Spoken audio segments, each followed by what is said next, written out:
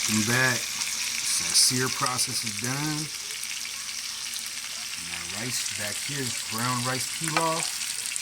Yeah, that's looking about right. Gonna let that steam, do its thing. Got my other braised ones right here. I'm about to add these to the Instapot. That's that flavor. Beef short ribs. Asparagus. You get those moved around a little bit. Oh yeah, look at all that flavor under there. Garlic butter, asparagus, steamed. When you don't got a top big enough, use a pan.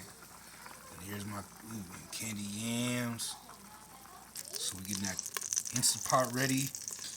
Got our flavor right here to throw in halfway through the process. And we're about to throw this flavor in. You already know. Look at all that flavor seared into those.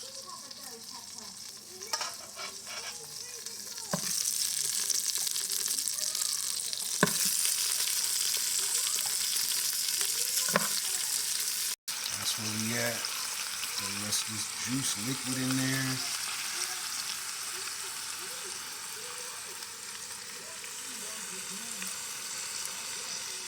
We're about to throw our water in.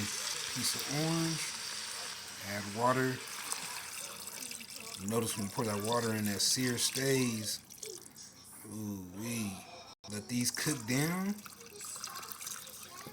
Let that water cook down, and then I'll be adding my flavor in. Much love, y'all. Back to this garden.